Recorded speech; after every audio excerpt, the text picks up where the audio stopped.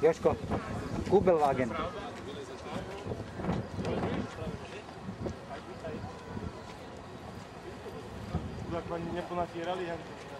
To je, vieš čo, preto, lebo pôvodné farmy...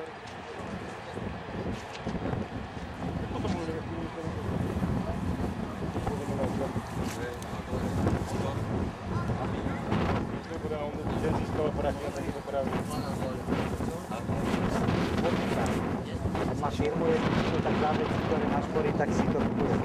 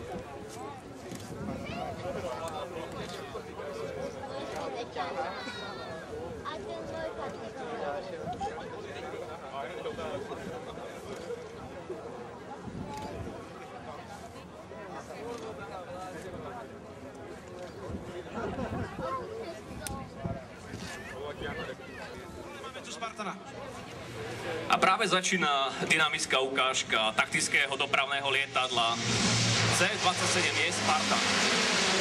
Táto ukážka je skutočne unikátna a dá sa povedať, že je takou protiváhou rýchlym stíhačkám na piešťanskom nebi, lebo tieto prvky, ktoré nám predvedie skupina predvádzacích pilotov Amoniaci a Scaraboto, je skutočne unikátna. A práve teraz sa nám rozbieha na maximálnu letovú rýchlosť a prechádza do skutočne efektného prvku bojovej zatáčky pre tento typ lietadla. Toto je vlastne asi jediné dopravné lietadlo na svete, ktoré urobí výkrut. Je tak? Áno. A za malú chvíľu ho uvidíme. Práve sa posádka tohto Spartanu, ktorý nám doleteli z letiska v Turíne, naberá rýchlosť a predvedie nám jeden z ich skutočne efektných prvkov. Spartan možno povie, že tu zákony aerodynamiky vary ani nemôžu platiť. Ale platia. Odborníci to vedia, no aj oni občas krútia hlavou, keď vidia toto lietadlo v akcii.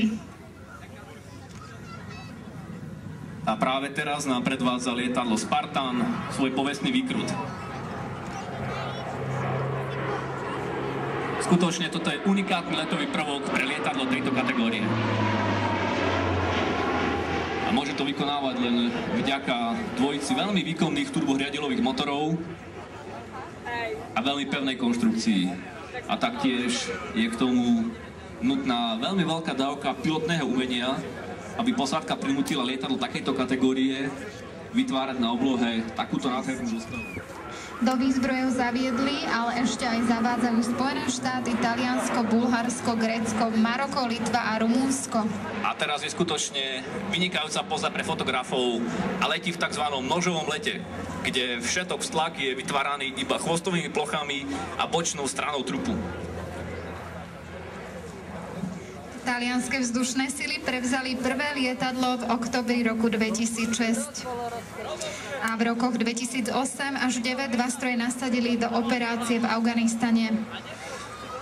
A teraz nám lietadlo Spartan stúpa, aby nám následne mohlo predviesť strmé klesanie.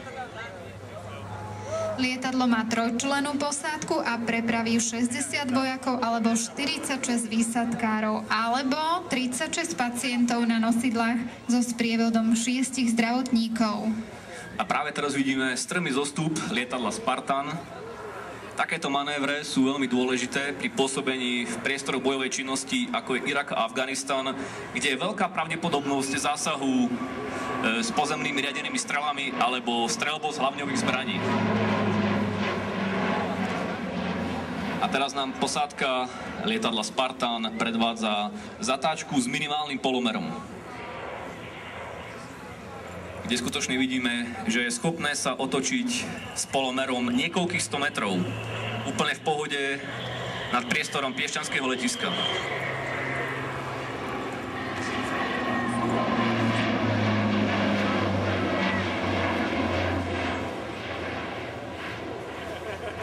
Skutočne po tomto vystúpení je o čom rozmýšľať.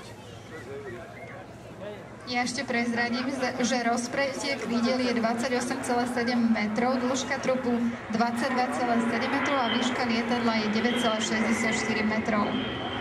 Jeho prázdna hmotnosť je 17 000 kg a maximálna vzletová 31 000 kg. Maximálna rýchlosť 602 km za hodinu a cestovná 500 na pristátie a skutočne krátkym pristátím, čo mu umožňuje pôsobiť aj z krátkych alebo neupravených letiskových plôch. Je nasledované pristátím na minimálnu plochu s veľmi krátkym výbehom.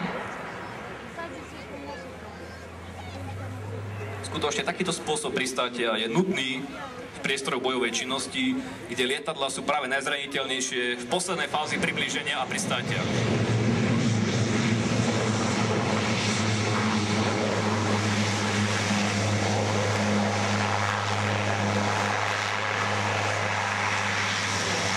Ako vidíte, pristátie bolo skutočne krátke. Vďaka použitiu reverzácií vrtúl dokáže taktiež aj cúvať, čo skutočne veľmi uľahčuje jeho manipuláciu a manevráciu na zemi. Pohon lietadla zabezpečuje motoril Rolls-Royce.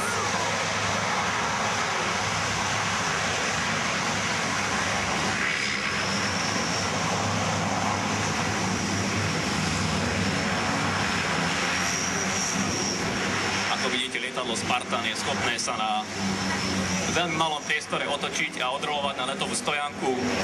A poprosil by som ohodnotiť tento unikátny výkon tohto lietadla na piešťanskom nebi.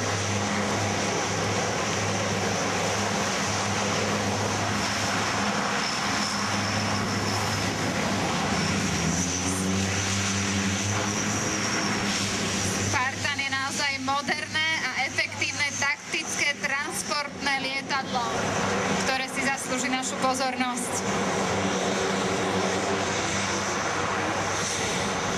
A ďakujeme dvojici predvádzacích pilotov Alenia Aeronautiky z Turína, Giovannimu Ammoniacimu a Enricovi Scarabotovi. Ďakujeme.